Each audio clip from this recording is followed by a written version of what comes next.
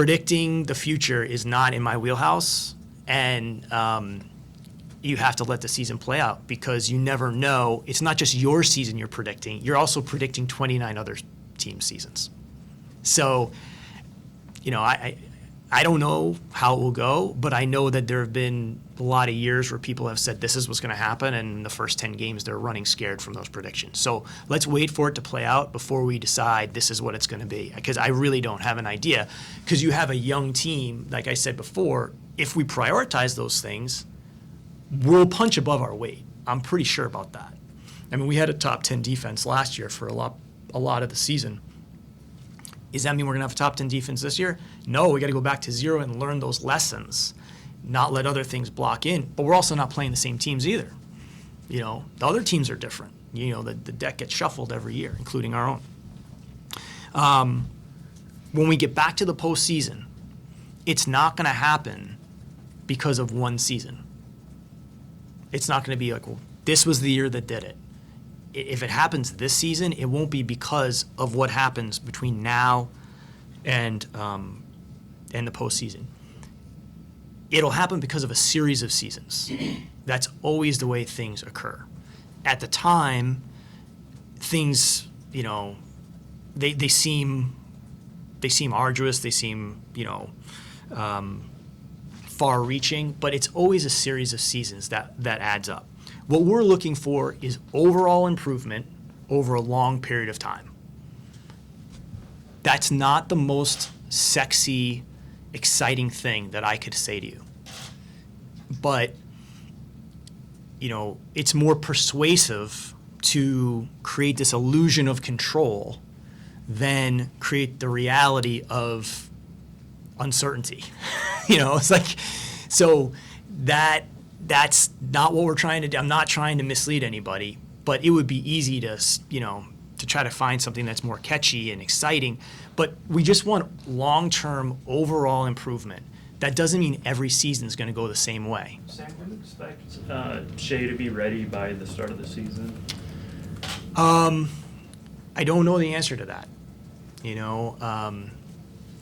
Just because the injury just happened, everybody's body is different. We could go online and we could,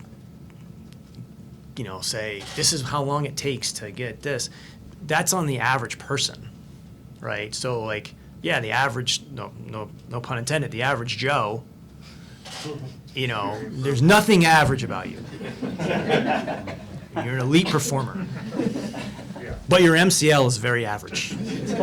And so the average MCL, right, if we're looking online, that's the average person. This is a pristine, professional athlete. He uses that MCL for his career, and he needs it to be as good a player as he's going to be. He probably has an edge on his health, probably heading into it, but he also has to rely on it a lot more than somebody that's on WebMD. So we have to just see what happens, in 2 weeks, how he's looking. We'd love for him to be ready, but we can't make predictions like that because nature is uncooperative. He's missed pretty significant chunks in each of the last 2 years. I know all of these injuries seem unrelated, but are there any long-term durability concerns with that?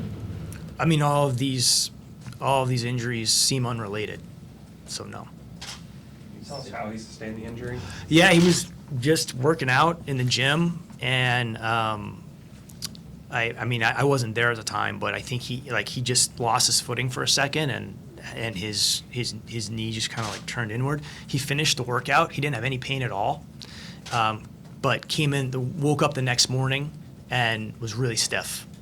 So we evaluated him, and fortunately, we're right close to the imaging. So we got him in the MRI and got the read, and that's what we expected it to be. But this is just. I don't think it's a big. Not to say all injuries are important. But I don't think that it's. I don't think it's a massive deal. I think it's a setback. I'd rather it happen now than in the middle of the year. Obviously, these injuries happen, and guys miss time in the middle of the year. But yeah, we'll get through it, and we'll take care of him. I mean, it's unfortunate, but he'll be fine. It's percolated this summer is Mayor Holt talking about need for a new arena. What's your feeling on that, and then what's your sense of how the organization will work with the city as they develop timeline plans and all that sort of thing? Well, what I could say about that, Jenny, is the first thing that needs to be said is the relationship between the civic leadership here and the organization is uncommon. I mean, it's all part of what makes the basketball in Oklahoma City so unique. You build relationships, and I think that you also recognize the mutual value of those relationships. And so that's the greatest thing, when I hear Mayor Holt speak. And those relationships will be important as time goes on, but I'm really confident that there'll be a great partnership, as there has been since the day we arrived. There's a mutual aspiration for what the city can potentially be. And when we arrived here, we had this thematic thing that was said, "Rise Together." I think everyone probably remembers that. Some of you might be too young. But Rise Together was like the city and the team was both aspirational, trying to get to a point where we had some of these things. And I think the thing I love about Mayor Holt is he's maintained that aspiration, to strive for having first-class things in Oklahoma City. I think that's great. Do you have a sense of how long something like that could take? I think when you're in the stages that we're in, I don't even know that there's more than a conversation that is taking place. And I think that could go in multiple pathways. And I don't want to speak out of turn. I can only speak to the relationships and my confidence in those.